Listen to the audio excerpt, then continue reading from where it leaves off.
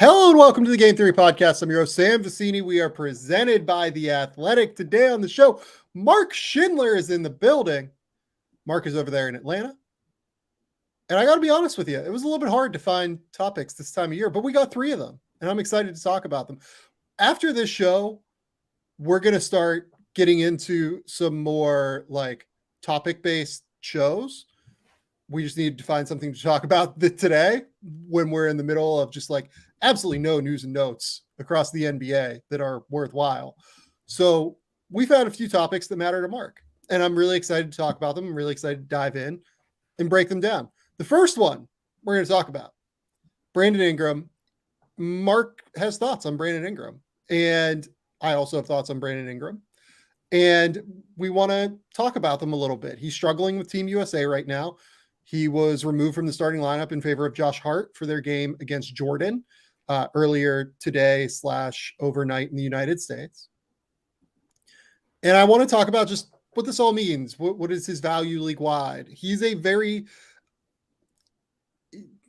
polarizing is probably like the wrong word, but there are some people that think Brandon Ingram is a little bit less valuable than others do. And I want to talk about that and try and dissect that through the lens of his struggles with Team USA. Second, we're going to talk about the Sacramento Kings. The Sacramento Kings are a post-hype breakout team, right? And I want to see more about how they look this year, and I want to talk more about how they're going to look this year. And Mark had the great idea to talk about them. The Kings are one of the most interesting teams in the league to me. They've built this roster around shooting and around their 2 stars, incredible skills, and they have, I think, maximized their roster around those 2 stars. But what does that mean? We're going to talk about it. Finally, we're going to talk about what have we learned in 2023 through an evaluation lens, from the draft to what works in the NBA, what works within basketball. We kind of want to dive in and just kind of think about how we've grown and changed as evaluators and think a little bit more about that. So, Mark, what's going on, man? That was a big intro. Yeah, no, it was a big intro, but a good intro. I'm excited to be here. As I told you, it has been a week. I'm ready to be kind of back to normal and have some travel coming up next week. So kind of back in the saddle a little bit, getting things going. It's good, man. I can't complain. How's everything on your end? It's good. It's just have a thing coming tomorrow on the Detroit Pistons with James Edwards that I had to watch a lot of Pistons tape yesterday, so that wasn't great. Especially decent amount of end of seasons Pistons tape last year when there was no infrastructure whatsoever. They were playing, Jalen Duren and James Wiseman lineups, and James Wiseman and Marvin Bagley line. It was, I'm good. Y'all. Yeah, there were a lot of lineups that happened towards the end of the year for them, and that was interesting. I think my biggest takeaway from the end of the year with them was I think a lot of times when you watch a player do some things towards the end of the year, especially now as I've been in it longer, I have a little bit more of, all right, well, that's cool, but I want to find some more nuance within it. But I think within what the context was, seeing what Jaden Ivey got to do with the ball in his hands, as an actual on-ball creator as the year went on, with what that team was down the stretch was really impressive to me. And I think seeing the stuff you were tweeting out just makes me that much more excited to watch Jaden this next year because he's a special talent. Yeah, it's interesting just the way that end of season worked out. I'm a big believer in you have your centerpieces on some respect because Cade wasn't there. He wasn't playing at the end of the year, but you have guys that you want to build around long-term, and Jaden Ivey and Jalen Duren. You should be playing them in the position that they are best in, right? Yeah. Like Jaden Ivey, there's still a chance he can be a high-level point guard long-term. I would like to see him continue to get on-ball reps, and he did late in the year. I thought it was really valuable to get him on-ball reps.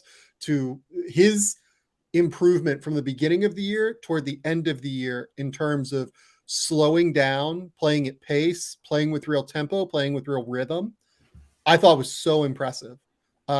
He showed real tangible growth in that way. He shot well off the catch last year. He had 37% of his catch and shoot threes.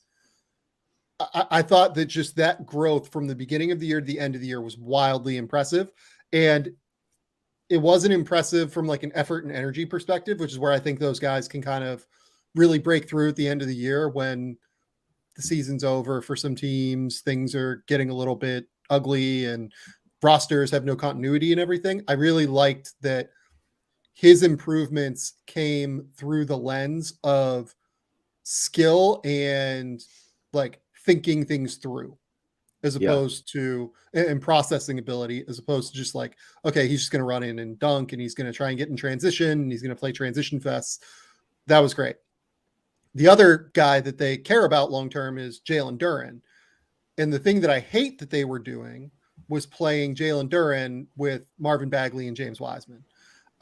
They played Jalen Duren like 180 minutes or so with Marvin Bagley. They played him with James Wiseman only like 60 or so minutes. But in all of those minutes, Jalen Duren is the one guarding the four at the end of the day, because Jalen Duren is more athletic. He's more mobile. He has better footwork. Like he's just more capable of guarding the four-man than either of those two are. He's just more capable of guarding than either of those two are. But I hate the fact that the team, I get it. Like some Pistons fans will say they were just experimenting, like the end of the season, everything like that. And I think that's like a reasonable, rational argument. But to me, if I am experimenting, I want to experiment around the guys that I think are like pillars long-term for my organization.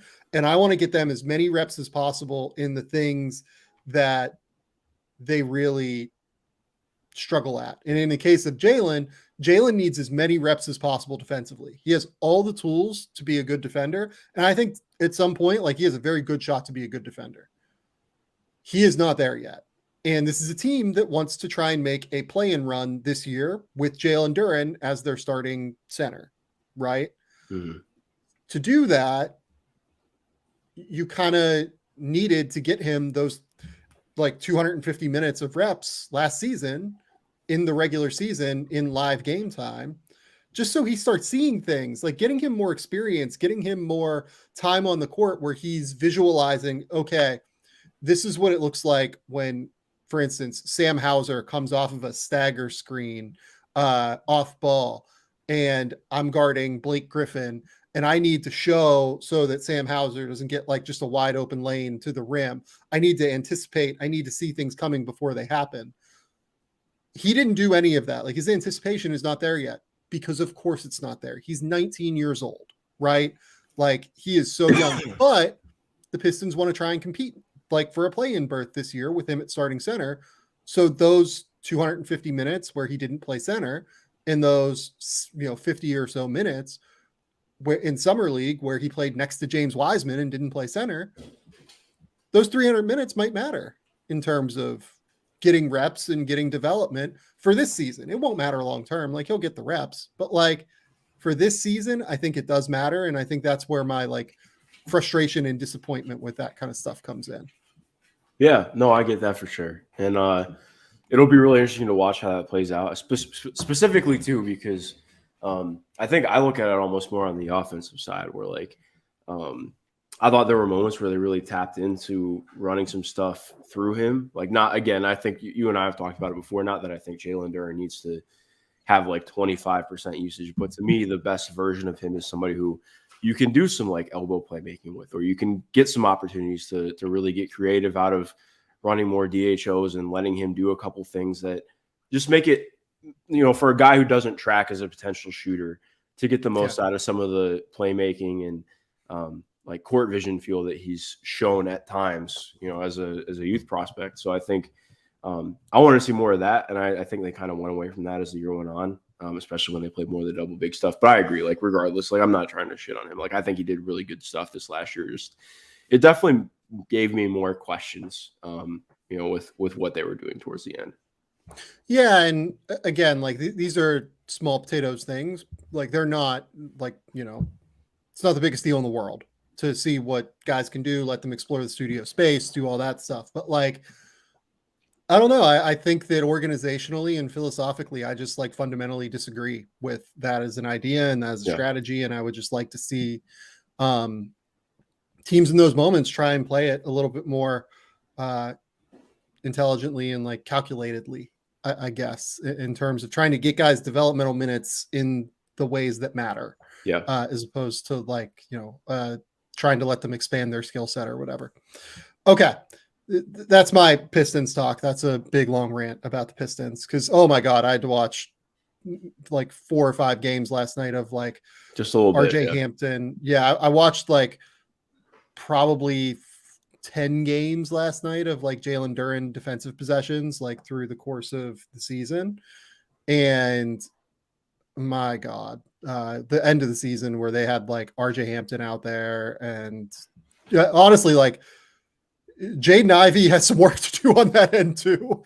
I mean, yeah, he kind of skated by in terms of criticism on that end last year because of what the rest of wasn't great would be.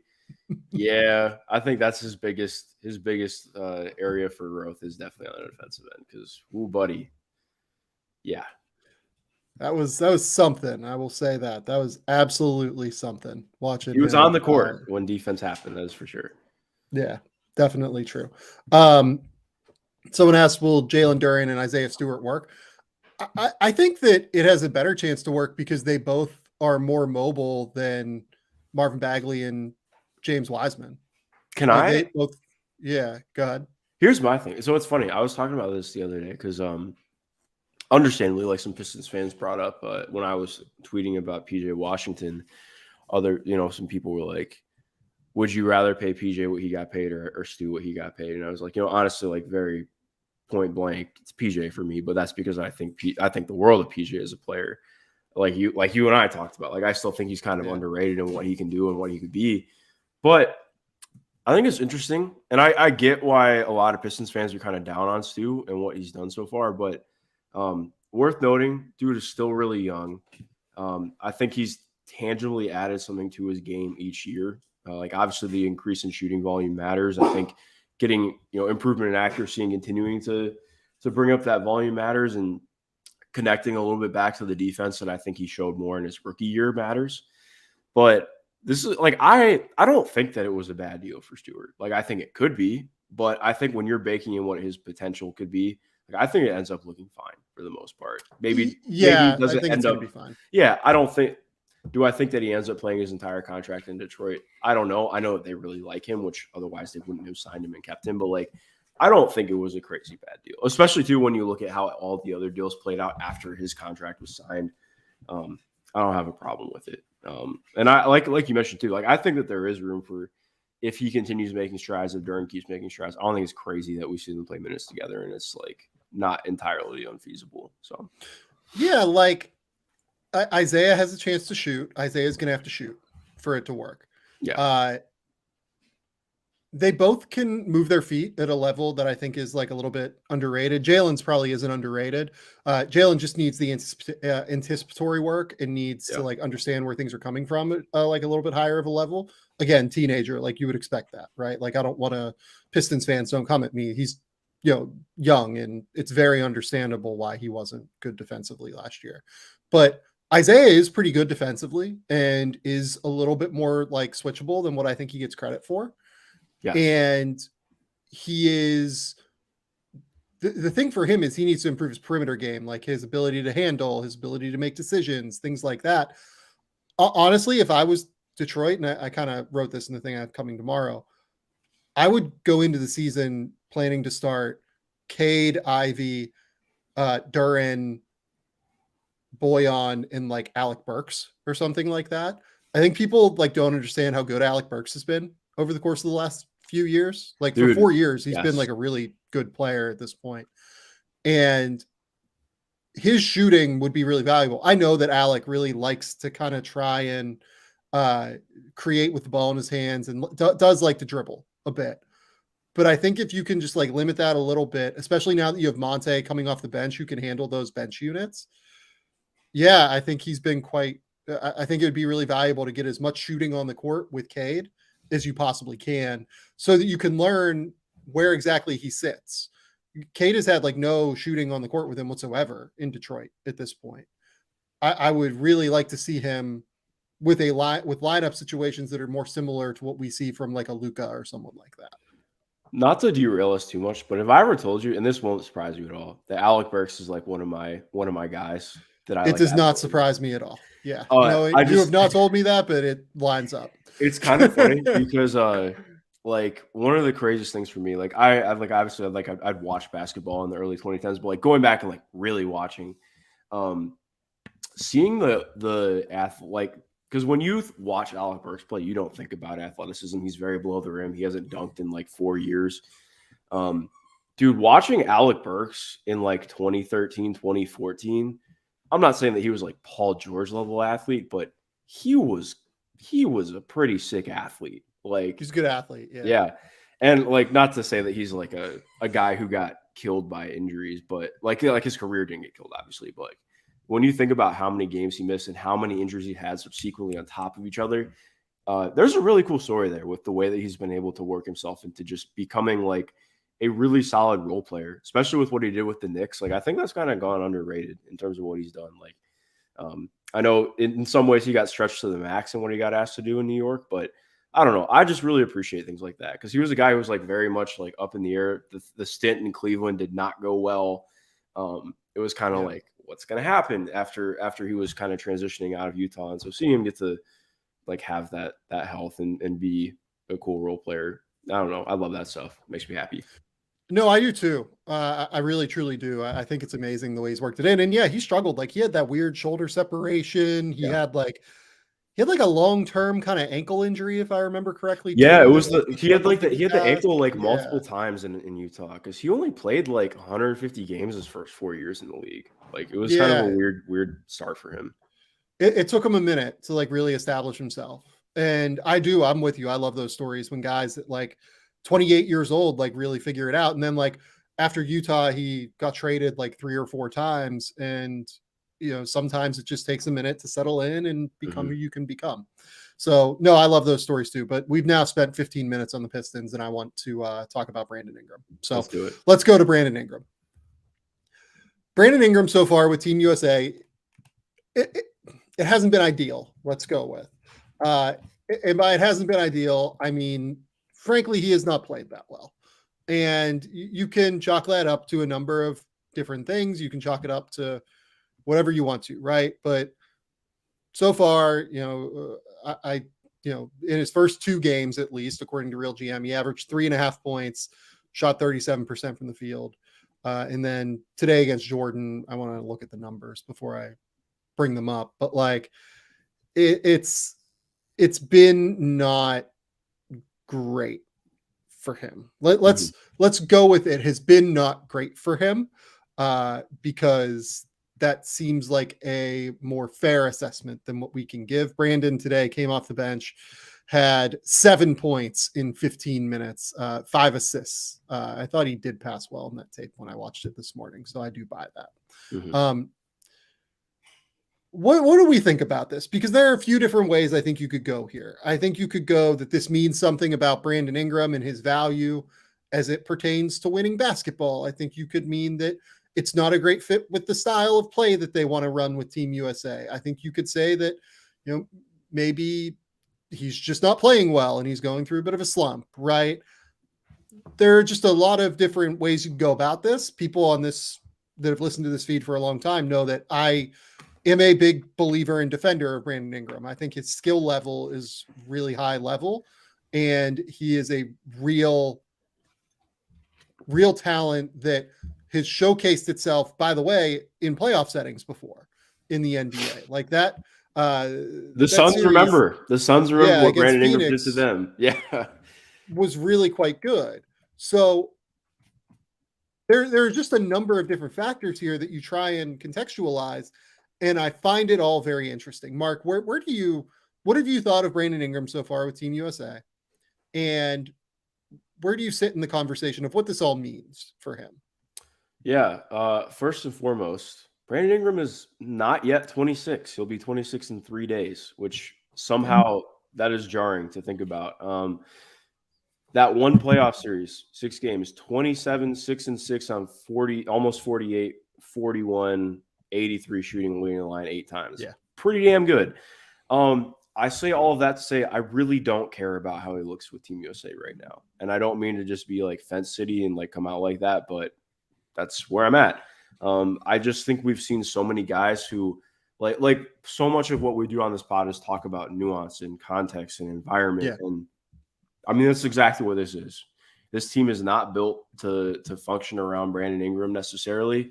And I don't think that they want to play more.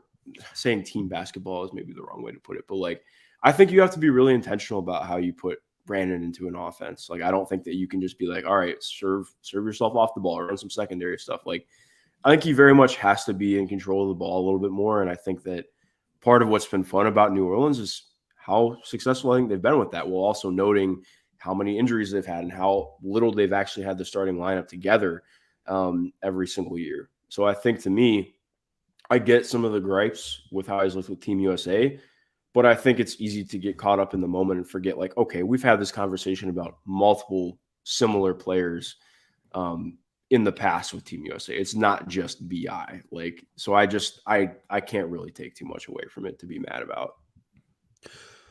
So the reason I think this is an interesting conversation is that a lot of what we're seeing right now with Brandon Ingram are his struggles away from the ball, which is definitely a thing that has happened in the NBA throughout his career, right? Like if he does not have the ball in his hands, if he's not like not the primary, but like at least one of the top two options, let's go with, it hasn't been as smooth and as fluid maybe as what we would like to hope for, right? And part of that is because he's improved as a shooter over the course of his career for sure, but it's not his first option, right? Like he doesn't want to just catch and shoot when he's open. He wants to catch, he wants to survey a little bit. He wants to try and drive. He wants to try and get into the mid range. It's who he is, right? And that's okay, but it doesn't work as well when he tries to move off the ball. And then defensively, he's just never gotten there. He has incredible length. He's fluid athletically. He should be a good defender. He's not a good defender. And that's a real problem that he needs to work on. Honestly, like I think a lot of these things would go away if Brandon Ingram would really, truly take an off season and just work on his defense more than anything. Like focus on being a great defender, using your tools and what you are capable of understanding how to play on that end and make your length impactful on that end. Be a little bit more anticipatory, be a little bit more aware of what's happening around you off the ball. That's all. Like guys can do that. That is something that you can improve, I think, on defense. Like Brandon Ingram is worth $160 million, right? That's what his contract is. And he got paid probably 40 before that for his rookie scale deal as the number 2 overall pick. So like he's made $200 million. He's going to make another 200 in his career, right? 200 plus. It'd be worth him like hiring a coach and like hiring a trainer to just sit down and work with him defensively, because he'll make way more money becoming a great defender than what he will right now if he continues down this road. So I say all of that to say this. There's a real, like when Seth Partnow does his tiers, his NBA tiers, and ranks Brandon Ingram lower than what I would. And I've talked to Seth about this on the podcast last year when he ranked Brandon Ingram super low. He ranked Brandon like in the 40s or 50s or something like that. Seth is not the only person in front offices that feels that way. If you talk to people that work in NBA front offices, the conversation will go one of two ways. It'll go, yeah, like we really love Brandon's ability to create shots. We love his ability to get to mid-range. We think it would translate really well in the playoffs. We've seen it translate for those 6 games against Phoenix really well. And we think he has a chance to be a really great player long-term, given that he's still only 25 years old. And we have full belief in him. On the other side of that conversation, they'll ask, okay, is Brandon Ingram actually good enough with the ball in his hands to be a top 2 option on a great team? And I do think that is something of an open question at this point. And if he's not a good enough option to be a top 2 option with the ball in his hands on a great team that can win a title, right? that means you start sliding him back into that 3-4 hierarchy of players where defense matters more, where shooting off the catch matters more, playing off the ball away from your better teammates matters a little bit more. And would that be getting the most out of Brandon Ingram, given the price you're going to have to pay to have Brandon Ingram on your roster, essentially? So I think he is genuinely one of the most interesting players in the NBA, is kind of my point, because the talent is abundantly clear. His ability to create shots, his ability to get into the mid-range, to shoot over the top of everybody, to become like one of the most, frankly, dynamic mid-range shot creators in the NBA at a time where, despite what like the bad faith arguments about analytics will tell you, it does matter. Like it truly, really does matter. And oh, by the way, last season, Brandon Ingram shot 52% in the fourth quarter. Like he gets better later in games, and he shot 52% from 10 to 16 feet last year. Like he is big time when the game like kind of comes down to it, because it's just really fucking hard to guard him. It is truly very difficult to guard Brandon Ingram. So that's a lot. Mark, take that wherever you want to go, because there's just a lot of different things that I threw out there. Yeah, there's a lot of things to take from that. I think I agree on the defense part, and I think the defense speaks to the largest issue with Brandon right now. And I think issue is almost too large of a way to conflate it, but it's consistency. And I think you can point to that on both sides of the ball, because as good as he is as an offensive threat, I think consistency in how he sees the court and how he attacks isn't always there, which is what's difficult, because I think we've had moments, especially I think it was 2021, 22. So obviously Zion was out, but he was, BI had come back from injury and was playing well towards the end of the year. It was during the stretch where he wasn't shooting the ball super well from three. I think he was shooting like 30% from deep, but he had the best his playmaking he's ever looked in his career. It wasn't like he was making snappy decisions. He was getting into the paint, drawing to, kicking, getting the ball going, like the kind of things that we've always wanted to see from him. And I think that's part of, not that he completely reverted back this year, but it was different settings, different circumstances. That's not what it looked like all the time. And I think that's what is difficult with BI, because I think it's easy to sell short, like, well, he doesn't do this, he doesn't do that. And I do think, to be fair, like, well, to warrant some of where you're at with him in terms of usage and whatnot, like, he has to be able to get more consistent with that. And then to kind of tie things back together too, like we talked about Alec Burks finding his role in the NBA when he was 28, 29. Like, yes, Brandon's been in the league this is going to be year 8, which is that's crazy to me. But I think that's part of why you bet on this dude, because he's shown some of the, again, consistently not yet, but I think you've seen a lot of the growth into some of those areas. And I think that is possible. Like, I think that he can trend towards that. I think that we've seen enough of it where I'm pretty optimistic still, especially with how much he's still improved and everything. Like, it's easy to forget he gets to the line a decent amount. It's not like he just never gets there. Like, the efficiency has climbed quite a bit in recent years to be above average now, after struggling a little bit with that early on in his career. Like you mentioned as well, especially with that Sun series, and I think we saw that play out a lot last year. Like, when he gets to his spots, he is, I mean, with the release point, with the touch, it's near unguardable. And I think when he's able to put all of that together and bring the playmaking in to the level that we've seen it get to before, that's a player that I want to pay $40 million to, because there are not a lot of players like that. And I think, like you mentioned too, the defense, I think that's the biggest step for him this year, because I think the playmaking, I believe, will just keep coming with more reps, and especially hopefully having some kind of like health across the board this year would be nice for the Pels. Obviously can't bank in on that, but I think, like you mentioned with the defense, I think I'm so much more willing to be bought in on him as a player if the defense becomes more consistent. Because again, like, we've seen stretches where the defense has been solid. Like, I don't think that it's always been amazing, but there have been moments where, like, oh, hey, he's kind of locked in off the ball, and well, he's not amazing on the ball. Like, he's been scrappy and he's doing his best to get around screens, or he's been active on switches. And then there are games where he just gets obliterated by screens and he doesn't see things coming. And to be fair, part of that is who's behind you, but also like, I don't think, with how often it happens with him, it's not just because of who's behind him. So I think in terms of finding that consistency is just the biggest thing for me. And part of what's difficult is you can't really determine when that's going to pop for somebody.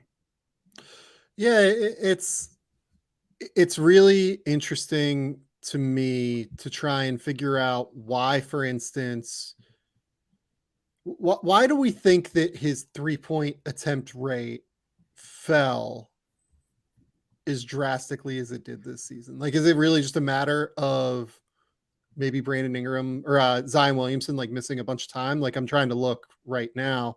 Brandon Ingram's 3-point attempt rate numbers, when Zion was on, I can't really grab them like on the fly at the moment. No, to me, I think a lot of it was that. Like, and also too, like, oh, sorry, go ahead. Well, he took 6 attempts per game in 2020 and 2021, which, by the way, for me, those were his 2 best seasons, I thought. Like, being willing to really like stop and catch and shoot, I thought those were the seasons that made the most sense for him. And he was much more willing to catch and shoot in those seasons. Is it really a matter of like just playing next to Zion? He'll settle into a role that makes more sense. Maybe it is. Like, I'm honestly willing to understand that and like take that as a real thing. The other thing is that they were a plus 13 in the 200 minutes that Brandon Ingram played with Zion last year. They were incredible when these two were on the court together. I think that people like everything that happened with Zion over the summer and everything that happened with his injury, I think people have kind of forgotten how good that Pelicans team was. Yeah. Before he got hurt. They were unbelievably good. Like they were tracking to be like a 54 win team. Yes. It was incredible. They were truly awesome. Trey Murphy looks great. Herb Jones is a switchable defender. CJ McCollum is still like a valuable shot creating point guard to have next to those two. They started to understand how to use Zion as like a point forward that like brings the ball up the court kind of, and it's just like a monster in ball screens. Like, there was so much that he had the capability of doing. And we saw it in flashes last year, and then it just like kind of went away. I would like to know more. Like, I would like to understand a little bit better what was kind of going on. What changed a little bit. Like, obviously Brandon dealt with his own injuries last year, and we probably underrate the injury factor with Brandon a little bit too. Like, he's missed basically 20 games plus per season, if not more. Sometimes it's more like 30. Almost every season of his career, except for his rookie season. And I think maybe 2020 as well, because I think that was the shortened season. So he's missed quite a bit of games with some regularity. He might have only missed like 15 or 10 or so in 2021. Yeah. But missed 37 last year, missed 25 the year before that, missed 30 his last year in LA, missed like 25 his second to last year in LA. He's missed time, and they need to figure that piece of it out with Brandon as well. Yeah, that definitely plays a part. And I think it's worth noting too, like we've mentioned the injuries to teammates, but also last year was only Willie Green's second year. Like, they had the Stan Van Gundy year, which it's easy to forget that happened. Never forget Eric Bledsoe starting point guard, as I know every single Pelicans fan just cringed listening to that. I think that's just an incredibly that's a lot of change to encounter as a player who's kind of still finding their way. Definitely. And I do want to mention too, somebody asked what elements would you guys differentiate BI versus Durant's game. I would actually point out your point there, and this is not to dunk on you, but I think Kevin Durant as an off-ball player gets vastly undersold. I think part of what makes KD such an incredible player is how good he is off the ball. Like, he's an exceptional cutter. He can run off of so many different actions off the ball, and he's always a threat. So I think, to me, that is the biggest difference between a guy like BI and a guy like Kevin. Like, not that BI is never getting guarded off the ball, but it's just completely different levels in terms of activity and what teams are utilizing you for. Yeah. I think they are totally different players. I understand why the point of comparison gets made. They are both, 6'10" with 7'5" wingspans, and both can really create and can handle the ball at their size and can pull up and stuff. But like, they get their shots in such drastically different ways. Yeah, like someone brought up, is Brandon Ingram more of a Carmelo Anthony type? Yeah, like honestly, the way he plays is a little bit more similar to Carmelo, I think, where he's trying to get into the mid range, trying to shoot over the top of guys. But it's also a little bit different because he doesn't play with as much power as it's mellow Carmelo. without the body to bang. Yeah, like Carmelo would put his shoulder into you and you'd move backward like 5 feet and he'd just shoot over the top of you. Brandon just has the length and the release point to shoot over the top of you when you're right there.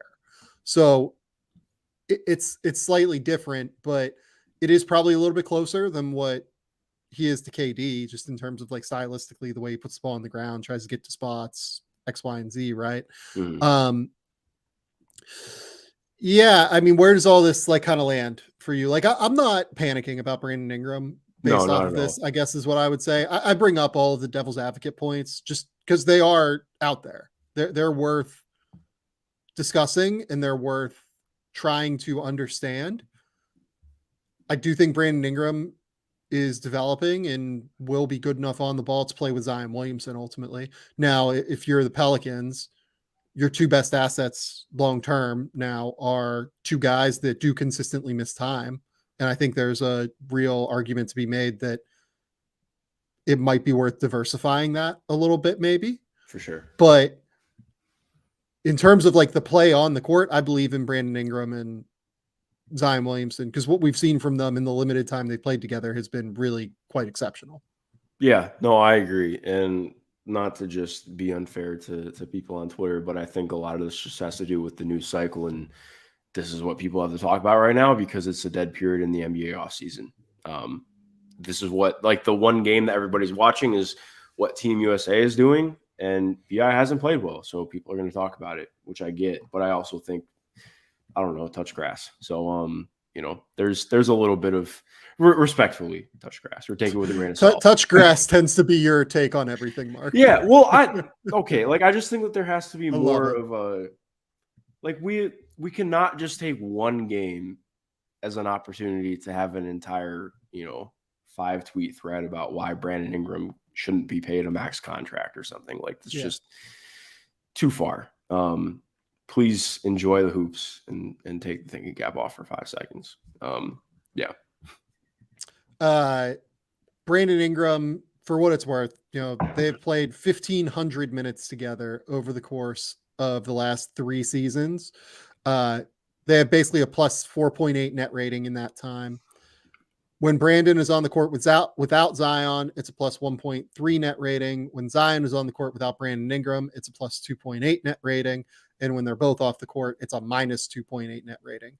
I say all of this to say that the evidence suggests that they elevate each other in a real way. I want to say one of the things, and again, like, because I know exactly what will be brought up is like, well, they have to get there first. And true. But in terms of talking about the playoffs, I think what is so essential about BI is that he is, like, yes, he's played 6 playoff games, so I don't want to take it too far. But in terms of the kind of player who can do things for you in the playoffs that you just can't replicate, especially when things slow down, which I think is very fair to wonder when so much, not that Zion can't create in the half court, but like what's so spectacular about healthy Zion is what that does for your pace, what that does for you in the transition game. When you can incorporate a guy like BI who can just go and score for you in a myriad of ways, in difficult ways that are hard to guard and do it efficiently, like, you can't replicate that. And I think, again, like, it's just one of the difficult things where I think if this team were a little bit farther along and you'd maybe seen more of that happen, then maybe it's less of a question. But granted, like, that's just part of being a young team. I think that's right. And I just hope that they get some run this year to be able to play together. Like, I know that Brandon, dude, I just can't wait for this team, man. Like, I can't wait to watch this team play again. I know that Ingram has talked about at USA Basketball, like, we've only played X number of minutes together, CJ McCollum, Zion Williamson, and Brandon Ingram. And it'd be good to see them play together. When they've been out there together, they've been really great. And I think there's every reason to believe that they can be a top 4 seed in the West, frankly, because that's what we saw last year. Yeah. When they were literally the number 1 seed in the West at one point. So yeah, I'm really intrigued to watch them. And I know that Brandon is like a real talking point right now. Yeah. You know, No, as exactly. Henry, I think, says in the comments, USA basketball isn't for everybody. You know, like, I don't know that this means that Austin Reeves is a better player than Brandon Ingram for NBA basketball, It right? does not. As much as I love Austin, I think that, you know, Austin is a drastically underrated asset league wide.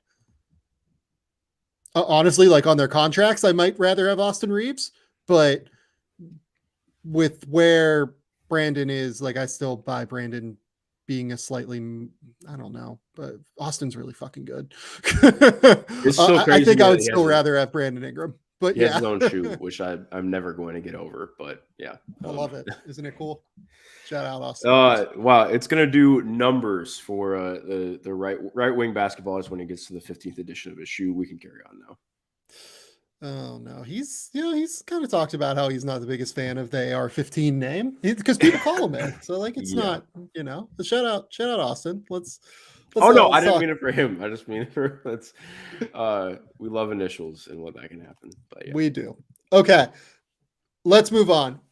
But first, we're going to take a quick commercial break before we get to the Sacramento Kings, which is where we're going next.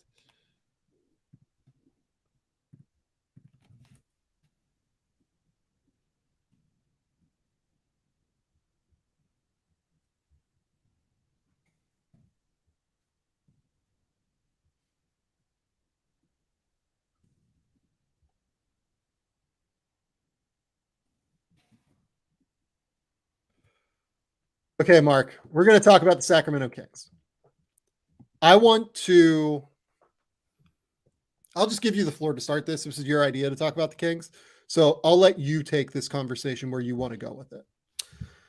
Yeah, I think I just wanted to go on and say that I'm excited for the Kings this next year. And I think I don't want to just keep beating the quote unquote underrated drum, but I think they had they've sort of had the short end of the stick of being a team that wasn't crazy active in free agency or in trades. I liked what they did, and we can talk about that in a sec too. But in general, like, I'm just kind of bullish on this team being quote unquote better next year because they've had this year together after doing quite a lot this last year. You know, when you're able to keep that entire core together, especially bringing back everybody in their front court, which I thought was really essential. While also adding some stuff as well, and maybe getting some more development in their depth. Yep. I'm excited about what this group can be because I think so much of what made them exciting for me last year is you could always see, like, the execution wasn't always there, but the effort was pretty unquestionable. Like, Yep. and that sounds very cliche, but especially for what they were trying to do defensively, everything was about activity. Like, play with as much activity as possible, do what you can to keep the ball in front. And I think you saw moments where it looked okay. They actually had moments of, especially the first 2 or 3 games against the Warriors, I thought their defense was stellar. And then, you know, due to fatigue and just the way that things played out, I think that it waned a little bit. But I think that this is a team, I don't expect their offense to really fall off next season. What happens health-wise, I think, to be fair, like, this is a team that was really lucky with injuries last year. They really didn't deal with a lot until the playoffs, unfortunately, which totally bit them with De'Aaron's broken finger. But point being, I think when you look at a team like this, that even if you don't think like, okay, the defense, you know, personnel-wise shouldn't be great, I think when you have a team that's been able to play in the system for a full year, you add stuff on top of that, you get an offseason together, and you have some continuity, and not just some continuity. They have a lot of continuity. I think this team takes a step defensively next year, even if it maybe doesn't necessarily mean that they're better in the playoffs with it. I think that this is in some ways almost like a better equipped regular season team because of the time that they've had together. I don't know if that's like a crazy hot take, but I think just in general, like, I keep seeing a lot of, oh, well, the Kings are just kind of a flash in the pan. They didn't do anything in the off season. They'll win 42 games next year. And I think that just undersells them a little bit for me. Like, part of what has made me happy about what the Kings have done is that they didn't go out and do something crazy because of this. Like, I think that could have been the worst thing for them, is to be like, oh, hey, let's go get some 33-year-old dude that has 2 years left on a max contract and maybe he elevates us. I think staying true to what they do, making some minimal signings and tweaks around the system to go out. Like, I love them going out and getting Chris Duarte, which we can talk about in a minute. But point being, that's where I'm at with him. And I just want to start from there because I think this is a team saying that they'll surprise next year would be incorrect. But I think this is a team that's still just going to be good next year. So I think they're going to be great as their players stay healthy. Like, yeah, I think they will be a better team when all of their players are on the court next season, because we will see, like, I'm expecting like real growth from Keegan Murray. I think he is going to like spike next year in a real way as like a wing shot creator for them, which is kind of what they need, like a wing shot creator who can space the floor and shoot at the level that he can in between Fox and Sabonis. I also love the way that they just continue to accentuate the things that their great players do well, right? De'Aaron Fox and Domantas Sabonis are unbelievable in the two-man game, but neither of them can really space the floor and shoot. So what do? You continue to surround them with elite level shooters and elite level off-ball movers that can play off of Sabonis and can play off of his high post passing ability, with cutting ability, with off-ball movement into kickouts. Like, going out and getting somebody like Sasha Vezenkov or bringing him over realistically, I thought was really smart. Like, I have no idea if Sasha can defend at an NBA level, and I have my concerns about that. But Sasha's offensive fit with Sabonis is unbelievable. His ability to move off the ball, his cutting ability, his ability to knock down 40% from three, that fits really well. You go out and get Malik Monk last offseason. You go get Kevin Huerter last offseason, Keegan Murray last offseason, guys that are 40% three-point shooters around Fox and Sabonis. It allows you to take the best advantage humanly possible of De'Aaron Fox's speed, and it allows you to take the best advantage humanly possible of Sabonis's passing ability and high post ability. So the way that this roster is built, I adore it, and I think it is such a testament to Monty McNair, to everybody involved in that front office about the way they've built this roster. What I will also say is this. I do think it's pretty unlikely they stay as healthy as they did last year. Yeah, I'd agree with that. I think that their on-court performance when their best players are on the court, I expect it to be better next year. Like, I would expect like the 3-man game of Keegan Murray and De'Aaron Fox and Domantas Sabonis. I expect that to be awesome next year, because why wouldn't it be awesome, right? Keegan Murray is only going to get better. Sabonis and Fox are only going to continue to have more synergy. And oh, by the way, like when Keegan was on the court last year, the Kings were a great team, right? The Kings were fantastic. Everybody talks about their starting lineup being as good as it was. Overall, the Kings had a plus 2.6 net rating in the regular season.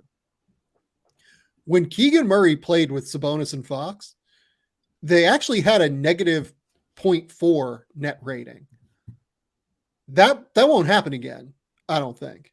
Like that's Keegan is going to be good enough as a shot creator on the wing to where I think teams are going to have to really guard him and figure him out when he attacks closeouts, when he puts the ball on the deck. That happened later over the course of the last season, but Keegan's also going to get better defensively, I think, than what we saw last season, because ultimately they gave up 122.7 points when Fox, Sabonis, and Keegan were on the court. Defensively was the main issue. It wasn't offense. So, again, I say all of this to say they will be better when all of their guys are on the court together. I think that they probably don't win 48 games because I think it's asking a lot for an entire team to stay healthy again like they did last year. Yeah. No, I think it's entirely fair. But what's interesting, though, is like, even if I think that, I don't know, I would honestly almost bet on them hitting it and potentially going over, just because I think that that might sound crazy, but to me, just in terms of looking at internal development and the way that things should go for them, like I'm a big believer in Davion Mitchell still. He is always going to get opportunities because of that defense, and like they just can't replace that. I'm honestly curious to see if this year, maybe not that he would overtake Malik Monk, but in terms of if he can really find ways to continue to get better as an offensive player. Not that he's bad, but I think in terms of finding more and more consistency, because the hardest part of last year was like what he does is that's good on the offensive side is what he can do out of pick and roll.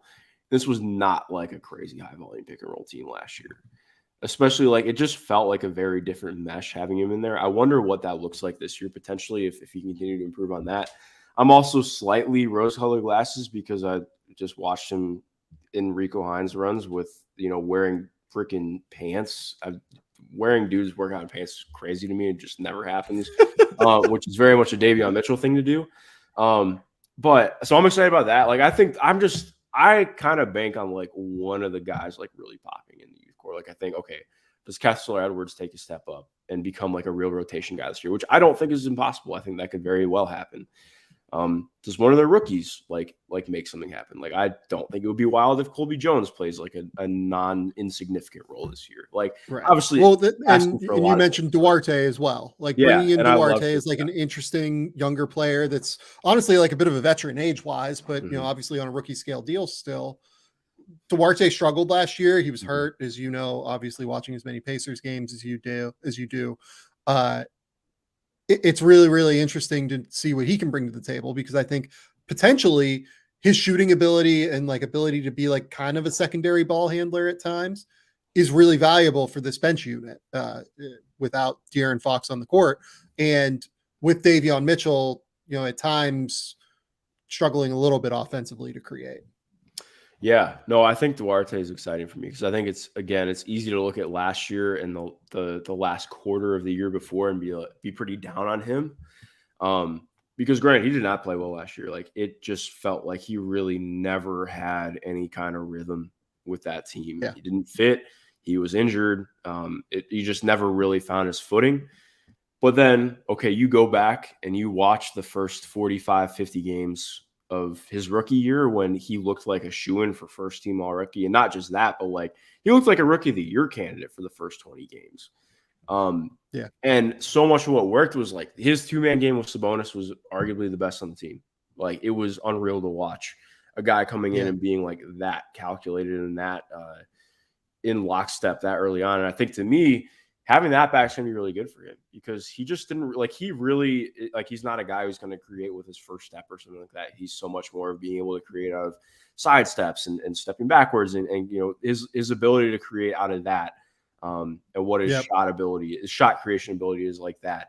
And that works so well playing in tandem with a screener like Sabonis and somebody who can give you some of that extra cushion and extra half step without you necessarily having to do it yourself. And I think part of what really hurt him this last year is so much of what works in Indiana's offense is not necessarily having to screen for people. Like you're creating so much with movement, and it kind of looks like some of the same principles as the year before, but it's really not. Like, especially playing with Miles. Like Miles is an awesome pop threat and really got to show off as a roller. But I think if you aren't like not that Chris can't get his shot off with less space, but he's so good at what he can do with, again, he does kind of need some time to pop things off. Not that he has like a bad feel or that he can't do things quickly, but I think he excels more in like when he can do things off of spacing like that. So I think with him getting to play with Sabonis, I'm excited about that. On the ball defensively, he's not awesome. I think he's serviceable when he's healthy. But off the ball, I think he can do some really good things as a low man. Like, again, in his rookie year, I think he showed some good stuff with that. That was really there at Oregon. So I think just in terms of all the principles of what this team wants to do, he just makes sense. Like, I don't remember if this was something that was reported. I'm not trying to – I'll have to fact check. But I believe that there was – the Kings had, like, looked around at Duarte beforehand. Like, it wasn't just something that just popped up out of nowhere.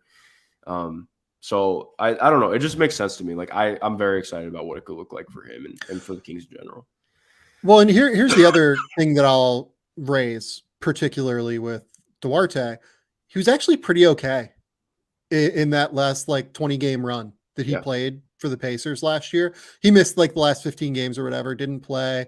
And then he also was really, really good within the structure of a bunch of different, settings. It felt like they, over his last 23 games, he shot 37% from three.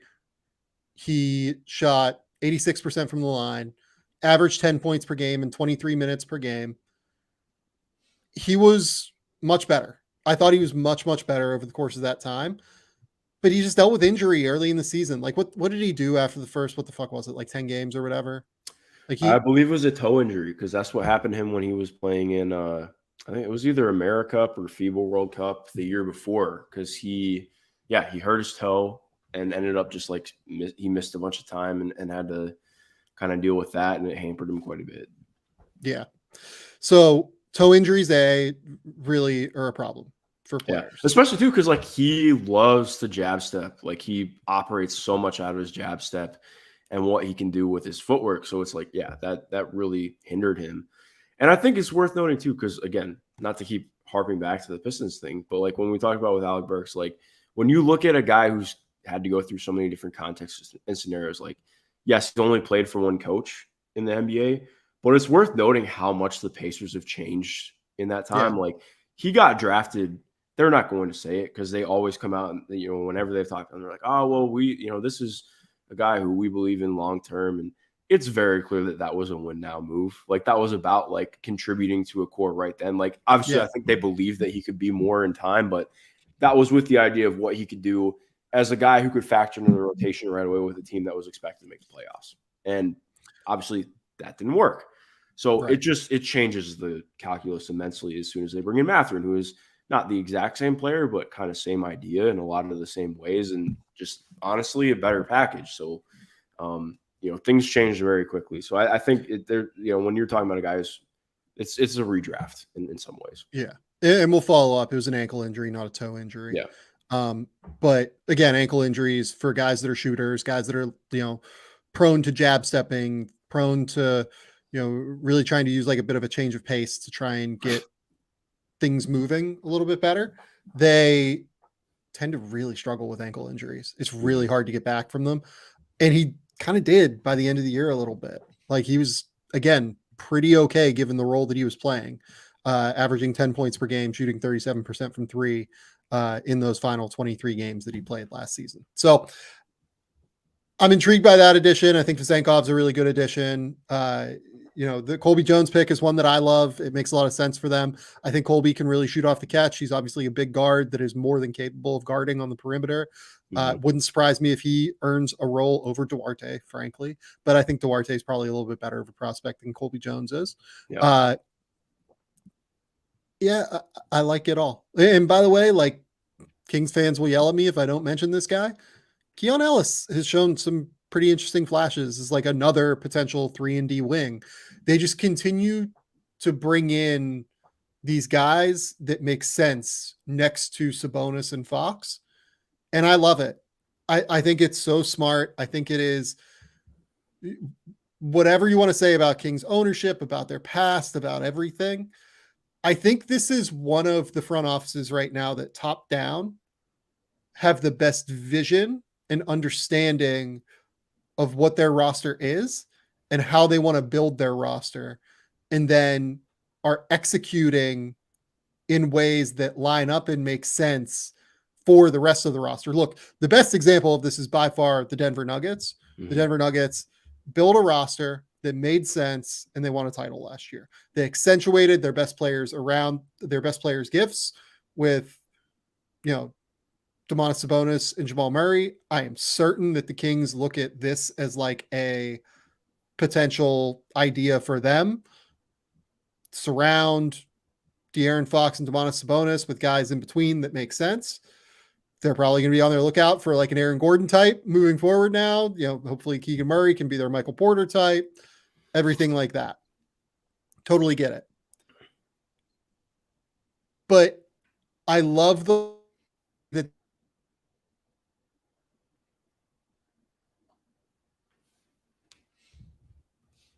organization that just frankly needs stability. Go out and go re-sign Domantas Sabonis to this extension. Go, keep these dudes that you can keep. Basically, I think it's just so valuable for them long term in Sacramento. Mm-hmm. No, I agree. I do have one thing off that though. How tall do you actually think Keon Ellis is? I guess 6'4" Yeah, he's not 6'6". I'm sorry. I love Keon because I'm with you. I think Keon could be a real NBA guy. I think the defense is so fun. He just has a lot to figure out offensively, in my opinion. But yeah, if he were actually 6'6", I think I'd believe it more. It doesn't always look like he's shorter than 6'6" on tape, which helps. But yeah. It's hard to call him a wing sometimes because he's But sorry, I digress. No, well, here's the other thing too. Until the Kings prove it in the playoffs with Domantas Sabonis, there will be questions. Yeah. The obvious point of comparison again here will be the Nuggets for Kings fans. They will say, look, the Nuggets just did this with Jokic, with Jamal Murray, with all these guys. Nikola Jokic is a better player than Domantas Sabonis is, but more than anything, Nikola Jokic has been probably the best playoff performer of the last decade, I would say. If you look at the way his numbers improve, it'd either be him or Luka in all likelihood in terms of you look at the way Jokic's numbers actually get better in the playoffs. Most guys, there's I think the average, according to Kevin Pelton, is a 10% drop off in terms of production in the playoffs because games slow down, they get tougher. It's a half court battle, everything like that. Jokic's numbers actually go up. Jokic is just an unbelievable player in a real way. Sabonis's numbers have gone down. That's the real question for them. Domantas Sabonis needs to showcase that he can be the centerpiece of a playoff team in the same way that Nikola Jokic is. And we'll see where it goes. Yeah. Last thing I have for you on the Kings, because I did want to ask you about this. They did some stuff with respect to the backup five. How do you feel about that compared to last year? Because that was one of the bigger sticking points, especially in the playoffs.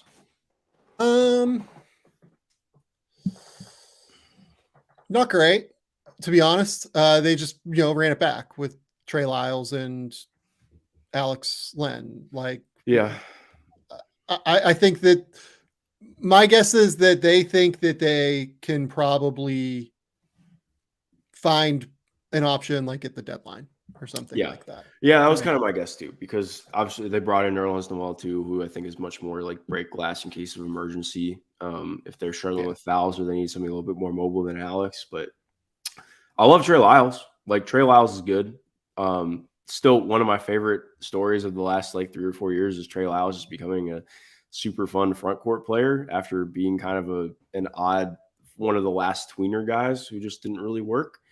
So that's been fun. But yeah, I agree. It's an interesting spot for me. It's just going to depend. And they still have, not to just throw Harrison under the bus because I love Harrison Barnes, but they still have the malleability of making something happen with his money this year. So it's just going to be curious to see how they operate because they have this next step is going to be really important for them.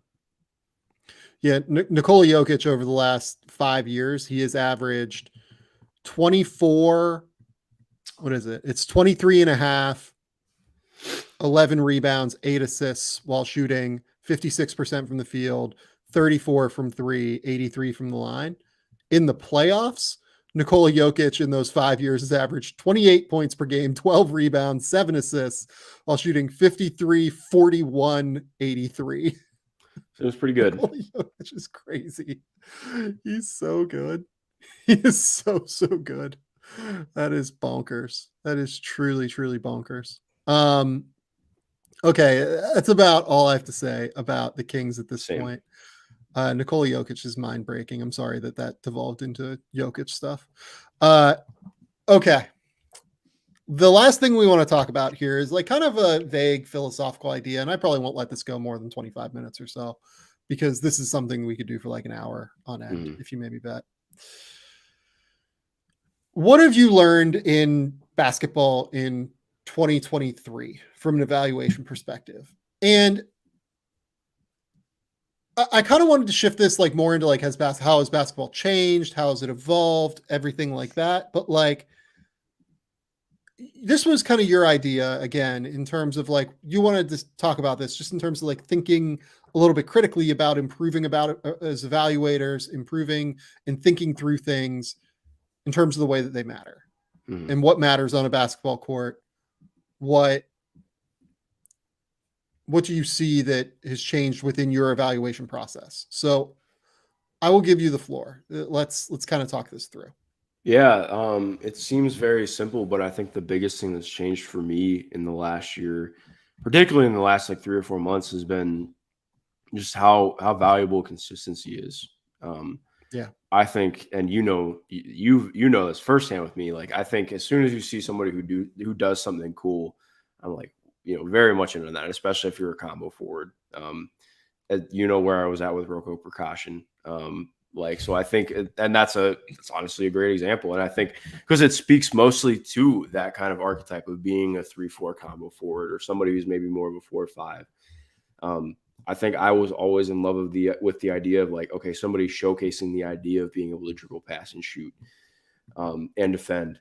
But I think so much more of why, when you go back through and look at why guys do or don't stick at that level, it's because of the consistency. It's like, okay, well, are you consistently good defensively? Are you able to do multiple things defensively consistently? Not just are you mobile, but more like, okay, are you mobile and in the right places and capable of doing a couple things? And then on offense, okay, can you attack closeouts occasionally, or are you really capable of putting the ball on the deck? And then off that, okay, well, are you somebody who is drawing closeouts because defenses are just doing that in college? Or are you actually able to shoot not just off the catch, but can you shoot off a screen? Can you do a little bit more off movement? And then, okay, if you have the ball in some kind of isolation setting or you need to cook with 5 seconds left on the clock because you have a mismatch, can you do it? Like, especially when you look at how hard it is to be a combo forward in the league and everything that's asked of you. Like, those are the players that I think get the most eyes on them in terms of what they could be as a prospect or what they could potentially be. And I think, to me, what just has continued to stick out now with where I'm at is understanding, like, it is just so much more inherently valuable to have somebody who has consistency, because you cannot be on the court if you're not consistent. Like, if you can't bring something to the table every time you're on the court and a coach knows you're going to have it, why are you going to play? Like, every team is not out here just trying to give you reps. Because I think that's what I used to be really excited about. I was like, oh, well, what about what this guy could be? It's like, yes, but also you have to be something right now to be something in the future. Yeah. So I think, to me, that's been probably the biggest change up for me in the last year, is trying to kind of hone in more on that and appreciate, like, yeah, it's cool that there are these flashes, but they need to be consistent flashes. It can't just be something that happens, once or twice a game and looks really cool. Well, and I'll bounce off of that last thing that you said. I think that is something that you learn so much more the closer you are to the NBA, that NBA teams just do not have time to like fuck around and develop you as a player. Like, truly, like they are willing to do so if the reward is potentially like an all-star caliber player down the road. But if it's like a role player and like you're hoping to develop a guy to be like a 3-and-D guy in 3 years, you're not going to pay that guy to develop for 3 years and take up what's a value. Like, value spots are more, or roster spots are more valuable than what people recognize league wide. They are hard to get. Like, they are really, really hard. There are a lot of players league wide that are worldwide, realistically, that are worthy of roster spots and are more worthy of roster spots if the league was like a pure meritocracy in terms of actual talent on a basketball court at that specific moment in time than what anybody believes. And I hope that more than anything, the World Cup is making people understand that a little bit more, that fucking Rondae Hollis-Jefferson is like good now. Like, he is really good at basketball. Frankly, should probably be, like, from a talent perspective, should probably be in the NBA, but there are probably 100 roster spots being taken up by developmental players.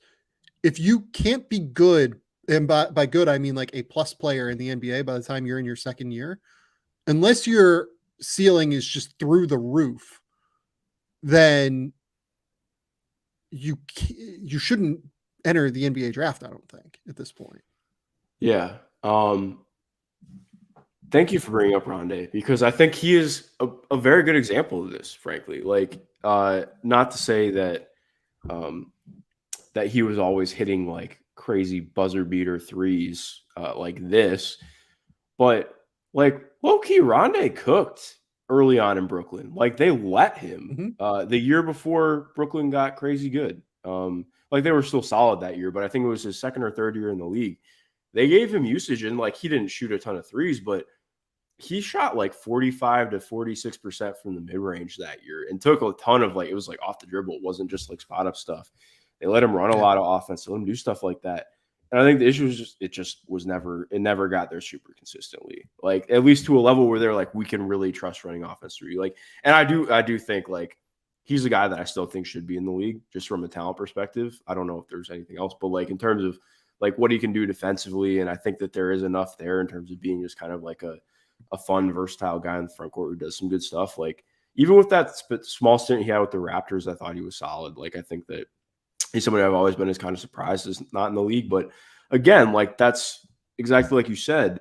Okay, he's going over and doing all this overseas, and it looks fantastic. And but part of what's hard is like when he was coming out of Arizona, when he was playing early on in Brooklyn, what made him interesting was like, okay, potentially like the mid-range shot creation stuff, but like, what does that really mean at the highest level? Like, what is that doing? Like, do you want him necessarily like creating all these shots for you and like running an offense, or how does that work? And that's part of the difficulty, because he had to transition towards, as the game moved, like, all right, I need to be more of like a front court player who can defend multiple positions and hopefully do a couple things on offense, because I'm not good enough at that to be that in the NBA.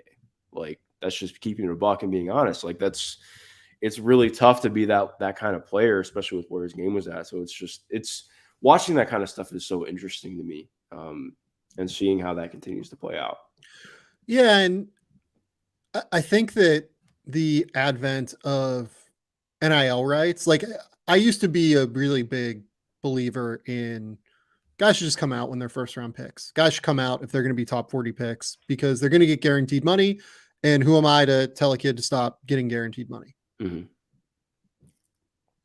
And look, like, I'm not, immune to the fact that like there was money under the table being handed out. Like, look, we're not going to, be children here. We're going to be adults about this. But some people aren't wildly comfortable with getting money under the table like that. So I'm just never going to, back then I was never going to say like a guy should go back to school, because I think that a guy should be able to make money off of his talent at the end of the day.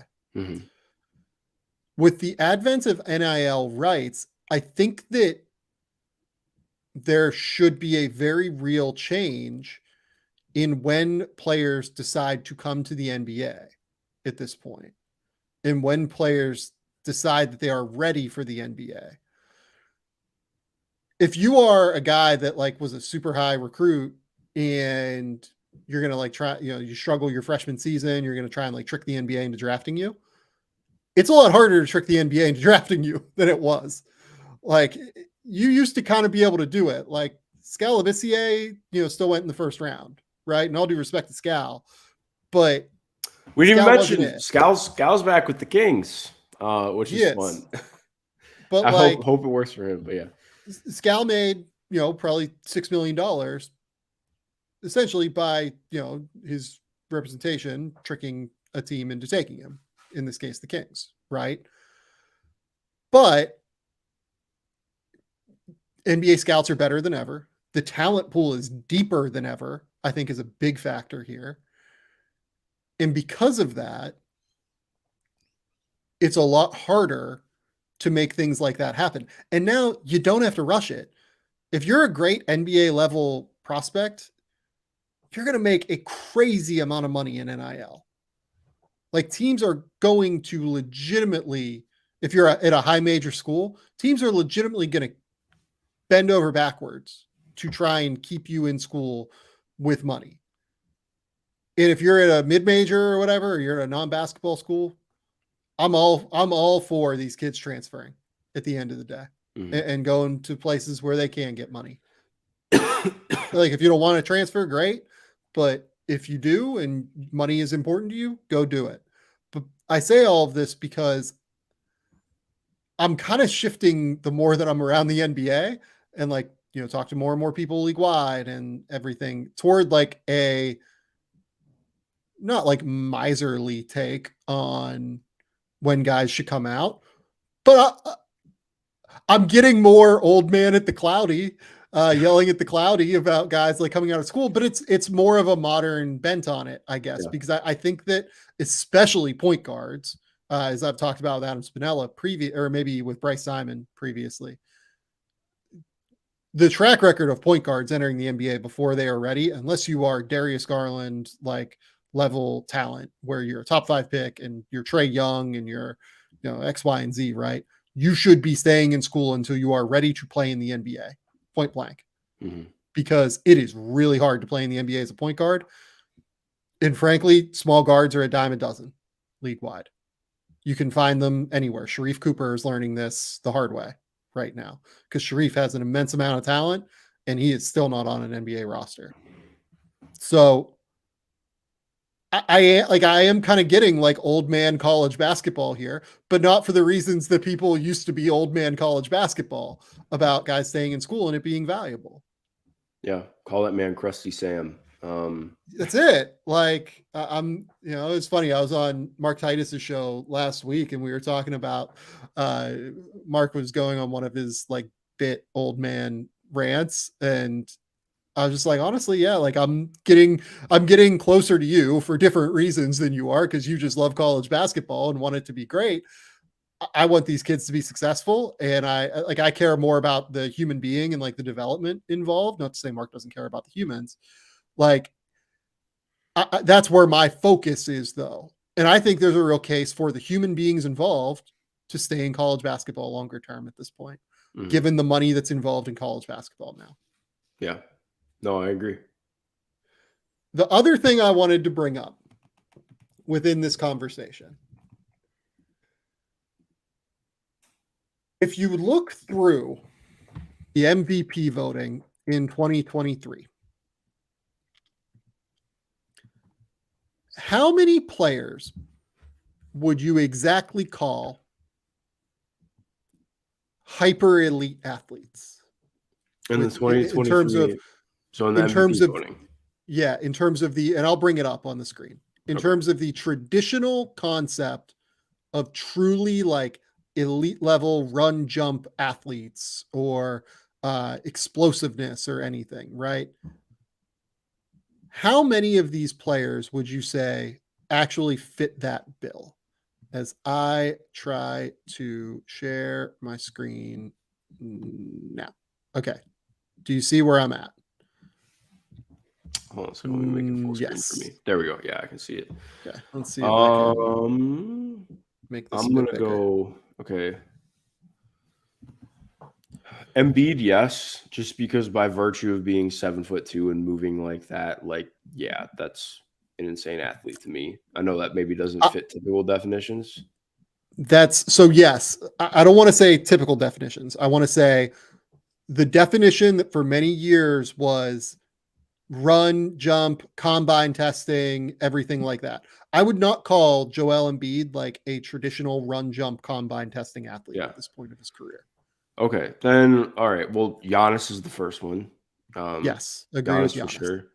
I don't even know if I would put Tatum in that because I think Tatum so much more to me is like what he does, and again, like some of the. It's funny because looking at all these guys who, I think. Would you put Donovan there? I would. Yeah. I don't, because I would not put Shea. Like I think Shea is again like he is an incredible functional athlete, but in terms of the, like you're mentioning, the traditional athlete mold, that's not really him in my opinion. Yep. Jimmy at this point, I think. Would you with Jimmy at this point? Not at 33, but yeah, he has moments. At one point was. Fox for sure. Yes. Ja for sure. So yes. 4 guys. So 4 out of 13, basically. Yeah. I think that more than anything, and this hasn't changed for me, like I've been talking about functional athleticism for 5 years on this podcast, right? Like Cole Zwicker and I used to like bang on about functional athleticism before Cole went to work for the Rockets and left me. Mm-hmm. It is very, very different, the definition of athleticism in comparison to what it was previously. And I think that is very good. Jokic, Luka, Steph, frankly, and Jalen Brunson. There are as many, frankly, like well below average athletes on this list in terms of like explosiveness, whatever you want to call it, right? Speed, jumping ability, everything like that. There are as many well below average athletes on this list as there are elite athletes on this list. And I think that we still have too much of a focus on the explosiveness stuff. Like the fact that people still write articles about like combine numbers is bonkers to me. They don't matter. The measurements matter. I think measurements are really important. I think measurements are more important because if you look at all of this, right? Joel Embiid, enormous wingspan. Jokic, sneaky, enormous wingspan. Giannis, enormous wingspan. Shea, enormous wingspan. Mitchell, like +9 wingspan. Like these guys are super, super long for the most part. So that does matter. But more than even acceleration, the thing that is important to all of these guys is the ability to decelerate, the ability to slow down, the ability to change pace. Even Joel, on some level, like you mentioned, Joel is an elite athlete. All of these guys are elite athletes based on a better definition of athleticism than what has previously been used in the NBA. Mm-hmm. Joel's ability to have the incredible footwork that's deceleration on some level. Nikola Jokic's deceleration is insane. Giannis is a battering ram. Like he's not this conversation, but Tatum's deceleration is real. Shea's deceleration and like slitheriness is incredible. You just look at all of these dudes. Doncic's is obviously like legendary on some level. It is noticeable to me that the best players across the NBA are not the best athletes in the NBA right now. Mm-hmm. No, that is interesting. What does that? I thought about that. Well, and by the way, I'm like pulling up like past ones as well. Like, Jokic, Embiid, Giannis, Devin, Luka, etc. Tatum, one in the top 6 in 2022, right? Mm-hmm. Damian Lillard, actually like a really sneaky elite athlete, like unbelievable athlete. Somehow Derrick Rose got that first place vote. Wait a second. Who in the hell did that? That was the weird New York year. I think that we should ignore it. Oh my God. I hope they had their voting privileges revoked. Jesus Christ. Strong agree. Yeah. But Ben was a super elite athlete at this point. LeBron is still like just the best athlete I've ever seen in sports. Mm-hmm. But like you can really run back here, right? We're going, back. Let's go 10 years, right? We're at 20. Let's go to 2012-13, right? LeBron, elite athlete. Kevin Durant, I would argue, was not an elite athlete in terms of strength, but pretty close. Kobe was an elite athlete, maybe not 34, but certainly was early in his career. Carmelo, more of a slower guy. Tony Parker, super fast, very twitchy.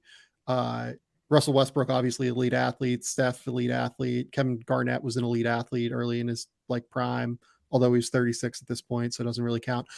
I say all to say that like the best players across the NBA are not the best athletes in the NBA.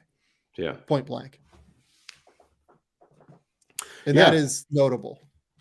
Yeah, no, definitely. And I think part of what's really fun in that is I think what I got lucky with is that this was one of the first things that really popped for me in scouting.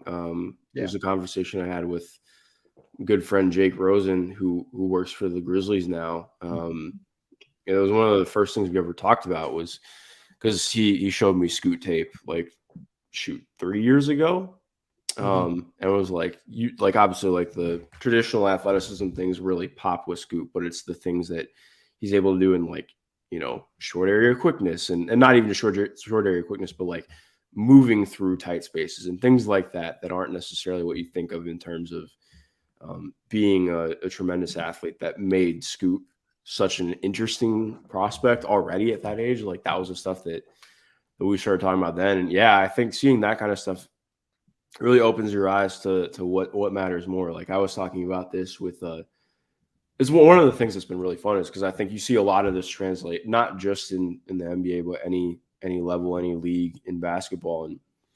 And I did a bigger piece on shooting a month or two ago in the WNBA because we've seen like a really big change up in how shooting has evolved, like much like the NBA had in 2014-15 onwards is kind of happening in the W. And seeing how different every player is and what makes them special as a shooter is interesting. Like for me, Sabrina Ionescu is arguably the best shooter in the W because of her perception. And what I mean by that is like, as soon as there is like any kind of gap or as soon as there's just enough time to get her shot off, it happens.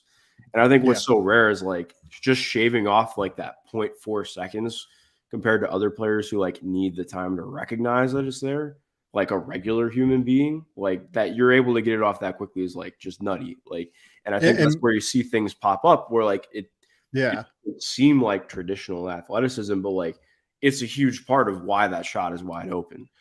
And by the way, with Sabrina as well, because Sabrina is like one of the WNBA, I watch the Liberty and watch Sabrina and watch them like probably more than I watch other teams. Like this was not her skill set before this year. Like this is a new factor for her being able to do this as consistently as she has. Yeah. Like she's always had like the combo ability. But becoming like essentially she's just become like a trebuchet this year. Like she's taking over 10 threes a game right now, which when you're factoring in that it's 40-minute games, like that's crazy. So she's gone from being somebody who was like a really like, and what's been cool is by how much she's doing this, you get to see her attack the lane in a different way now. But she was exciting by being like a change of pace guard who operated a ton of ball screens. And now it's like, okay, well, their offense is like entirely based out of flare screens off the weak side and doing all this stuff out of shooting gravity. And basically they're the greatest shooting team of all time. And she's a large reason for why, because she gets her shot any which way, going forwards, backwards, side to side. Like it's incredible shit to watch. But then what's like exactly like we're talking about, you can go from a player like her to a player like Ryan Howard, who like for reference, like wing shot creator for people who haven't, witnessed and like, basically the best wing prospect in women's basketball since Maya Moore. And like what makes her insanely good is kind of similarly to Jason Tatum, but almost I would argue better than what he does. Like her balance is insane as a going side to side. Like she can cover 10 feet of ground going to her right off of one dribble and pull up cash. Without wasting any energy, without being, having to reset, like that kind of stuff when you're 6'2", 6'3" at that size. So think 6'8", 6'9" in the NBA, like it just doesn't happen. Like it's very rare to have that kind of thing. And to me, that lateral ability and ability to set things up in that way and create in a non-traditional manner is more impactful than, what somebody's first step might look like or how well they can get to the rim off of, out of a ball screen. Like there are so many other ways to think about it that matter a lot more than than just those traditional things. And I think, that's such a great point that you bring up, because it's one of the things that I think matters the most to me when I'm looking, especially at the higher level of players, when I'm trying to parse through those things. Yeah, I think that this is all a really good point. And I guess to shift it back to, conversation about the NBA, like that, there are just more important things than being explosive. And look, none of this is new. This is stuff I've been talking about on the show for 5 years now. Right. And to get by on athleticism, you have to be Giannis. You have to be a literal alien sent down from planet or planet wherever, and 7 foot with a 7'6" wingspan and the best athlete you will ever see. It's unbelievable. It's unbelievable. And look, I have understood this for a long time. Again, anybody that's listened to this podcast knows that, right? We talk about that all the time. Mm-hmm. And it just continues to be a growing important thing as people get better at evaluating basketball. Those combine numbers do not mean shit. They don't matter. And I hope that people recognize that. I mean, the people that are interesting within this conversation now, and why I wanted to bring this up more than anything, are Amen and Asar Thompson, because so much of the conversation around those guys was focused on their athleticism, their traditional athletic traits. I think they're good because they are, especially Amen. Amen is in the Giannis tier of freak show athlete, in my opinion. But they also get by being skilled. And Amen is an unbelievable passer and just is ridiculous. Does this in any way, shape, or form shift the way that you think about the Thompson twins? No, not at all, honestly. Because I think for me, what was so essential about them is because I think so often it's not to just quote Moneyball, but I think so often it gets brought up the idea of when you're looking at guys who are elite athletes, well, you can't teach the elite athleticism, so maybe other things can grow with that, and that's when you start talking about the consistency and whatnot. And I think that's so much of when I was coming up as a kid, what made people excited about players was that elite athleticism and maybe having one or two other tools. And then what happens if you can bank in things off, rookie contracts worth of development. But for me, the Thompson twins, it was the intersection of skill and athleticism. If they weren't as skilled, then I wouldn't have felt as heavily about them as I did. But I felt as good about them as I did because they brought that level of athleticism in non-traditional and in traditional ways. Because especially with the men, his ability to maneuver through space, tight spaces at his size with the ball in his hands, that kind of stuff to me, that's why I think the shots, of course the shot's a question, but being able to just kind of teleport through dudes when you're 6'7", 6'8", and handling the ball like that, just draft him top 5. I know it's more nuanced than that, but sometimes I'm just we don't need to think about it as much, But for me, that's when it comes into the intersection. It's just kind of like a sliding scale in some ways. All right, if you meet this threshold here and you meet this threshold here, then yeah, I'm there. And so it doesn't change my opinion on them really, because I was already looking at them through that lens, if that makes sense. Yeah, I will say this conversation does make me feel like it is much more important that they learn to shoot than what maybe other people have said. They really have to get there. Yeah, no, I agree. I don't think that they can just be non-shooters. I'm not on that train. And part of the conversation with them is that they are unbelievable human beings. They are unreal kids, and they care about the shit. They work. They are awesome when it comes to that stuff. Also, they're gonna have to shoot, and they might not have touch to shoot. That's the reality. So I love the Thompson twins. I want them to be great.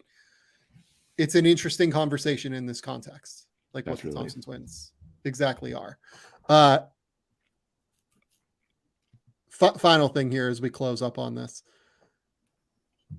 Rondae Hollis-Jefferson, I thought, gave a very poignant interview in some ways after his game against the United States tonight, where someone like kind of asked him about like his, journey across basketball and everything at this point, going overseas. He was very open and transparent. He said, like, once I was out of the league, I had to reevaluate myself.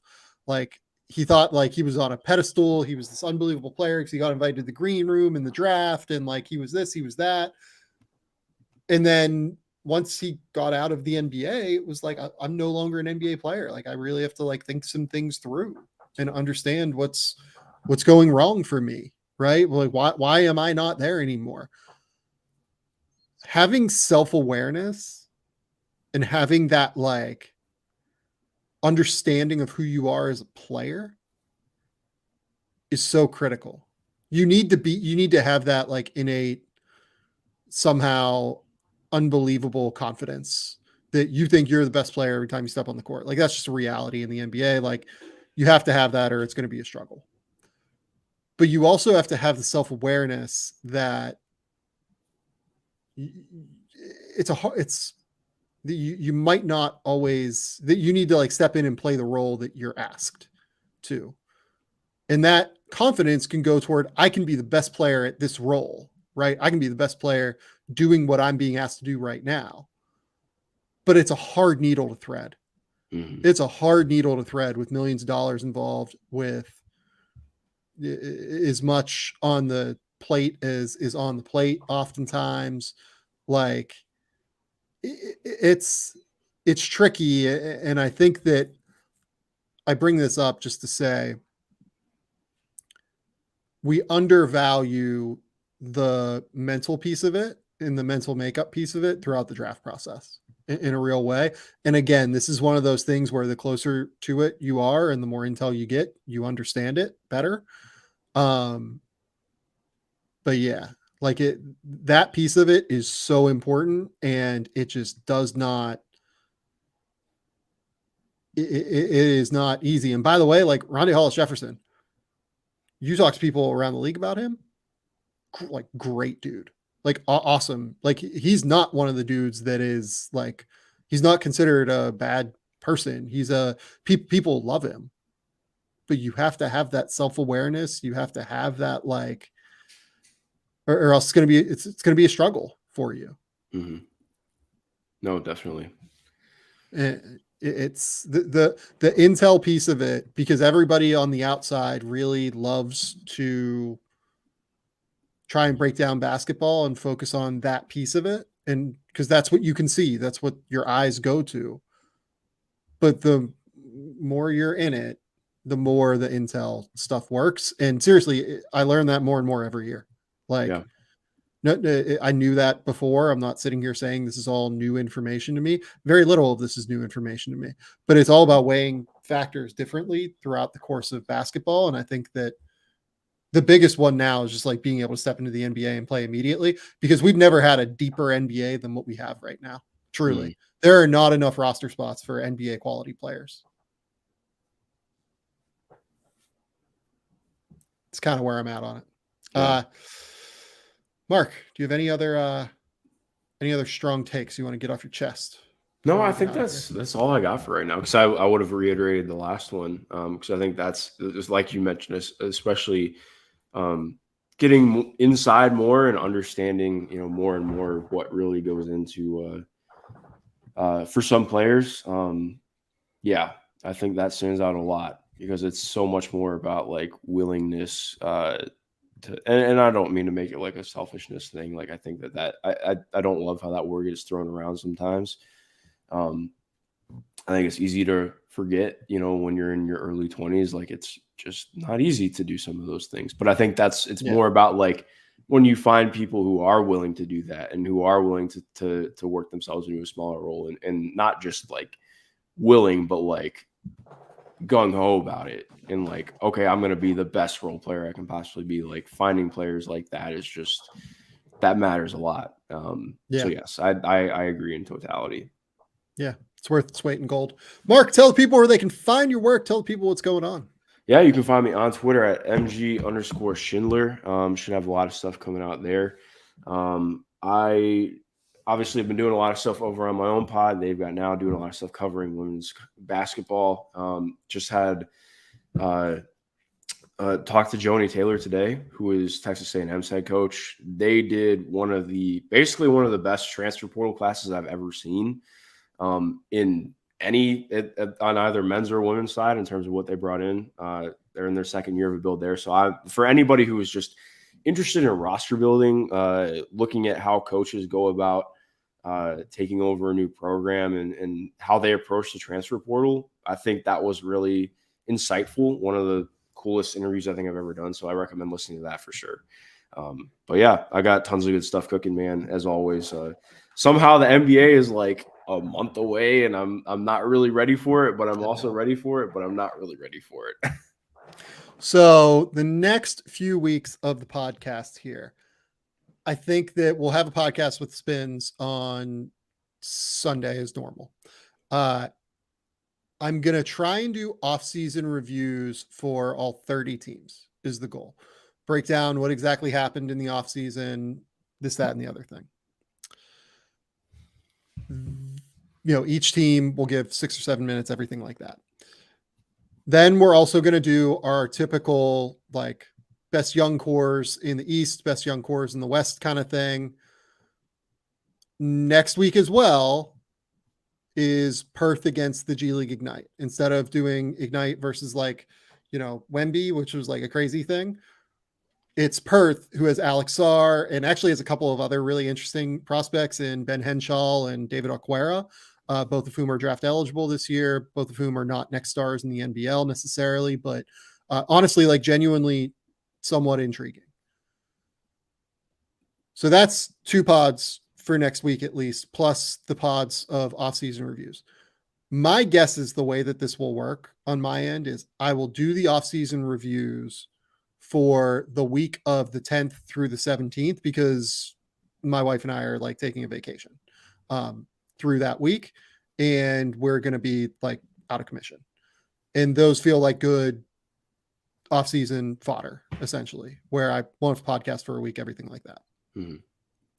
We'll also be doing the typical wins, over-under win totals with Robbie Calland in the preseason. We'll do preseason awards odds breakdowns. I might try and steal Matt Moore for that at some point because Matt will have takes on the gambling side in a really fun way.